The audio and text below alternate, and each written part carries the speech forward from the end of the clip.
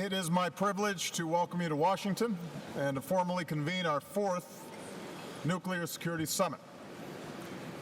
I convened our first summit 6 years ago in this same room because the danger of a terrorist group obtaining and using a nuclear weapon is one of the greatest threats to global security.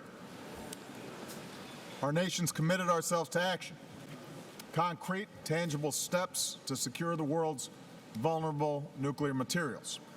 And we continued our work at our summits in Seoul and The Hague. And I want to again thank our friends from the Republic of Korea and the Netherlands for their leadership on this critical issue. Back at our first summit, I quoted Albert Einstein. At the dawn of the nuclear age, he said, "The unleashed power of the atom has changed everything." And he added, "A new type of thinking is essential if mankind is to survive." Over the past 6 years, when it comes to nuclear security, we've embraced a new type of thinking and a new type of action. This is a perfect example of a 21st century security challenge that no one nation can solve alone. It requires coalitions and sustained coordination across borders and institutions. And the good news is we've made significant progress. We've made nuclear security a priority at the highest levels. And I want to thank all my fellow leaders from more than 50 nations and key international organizations for your commitment to this work and being here today. Some of you were here for our very first summit. Many of you have taken office and joined this work. But it's a reminder that the task of protecting our citizens transcends political ideologies, parties, and administrations. To date, our nations have made some 260 specific commitments to improve nuclear security.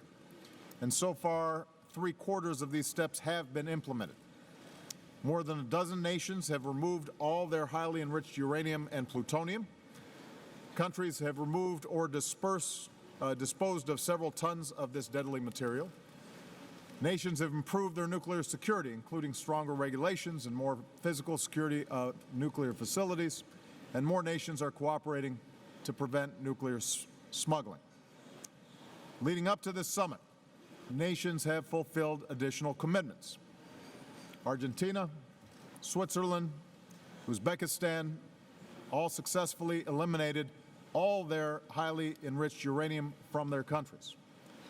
China recently opened its new Center for Promoting Nuclear Security and Training, and I'm pleased that the United States and China are cooperating on nuclear security.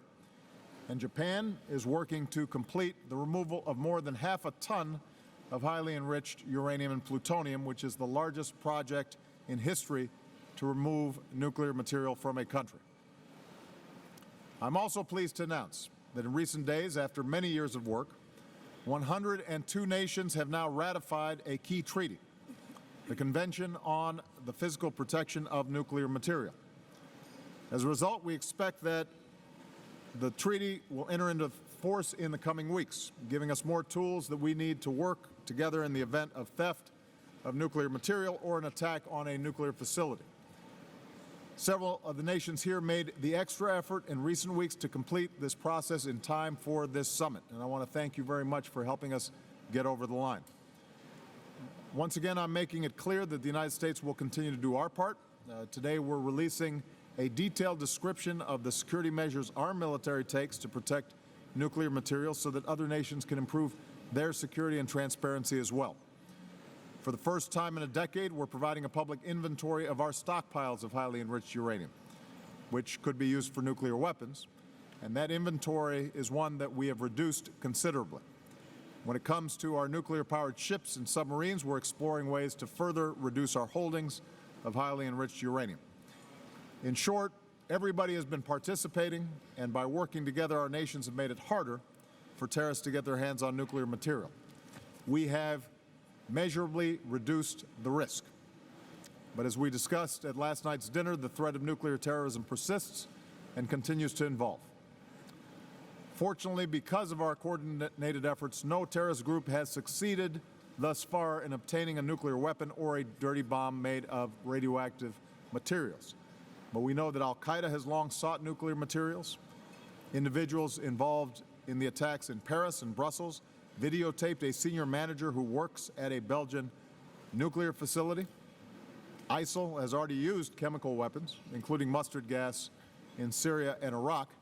There is no doubt that if these madmen ever got their hands on a nuclear bomb or nuclear material, they most certainly would use it to kill as many innocent people as possible. And that's why our work here remains so critical. The single most effective defense against nuclear terrorism is fully securing this material so it doesn't fall into the wrong hands in the first place. This is difficult.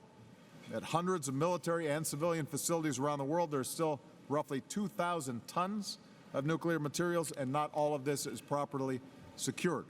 And just the smallest amount of plutonium, about the size of an apple, could kill and injure hundreds of thousands of innocent people. It would be a humanitarian, political, economic, and environmental catastrophe with global ramifications for decades. It would change our world. So we cannot be complacent. We have to build on our progress. We have to commit to better security at nuclear facilities, to removing or disposing of more dangerous material, to bringing more nations into treaties and partnerships that prevent proliferation and smuggling, and to make sure that we have the architecture in place to sustain our momentum in the years ahead.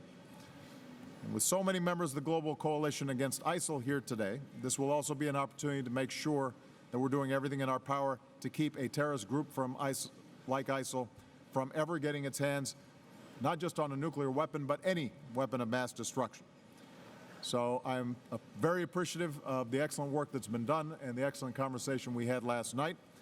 With that, what I'd like to do is to invite Prime Minister Mark Rutte of the Netherlands to review some of the specific progress that we've made since our last summit. Mark.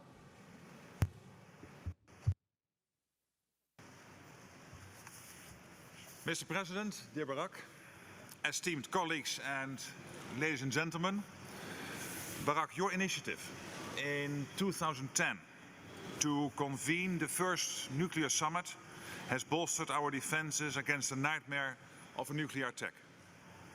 The vicious terrorist acts in Brussels last week only underscore the importance of the NSS process. And it's fitting that we are completing this cycle of 4 summits under your leadership. In 2014, it was my privilege to welcome the NSS to The Hague. And it's encouraging that we have continued to make progress since then. First, the amount of nuclear material in circulation continues to decline. More and more excess nuclear material is being stored and handled in a sustainable manner, like the recent shipment of excess plutonium and highly enriched uranium from Japan to the United States. And the use of low-enriched uranium for the production of medical isotopes and other purposes is on the rise.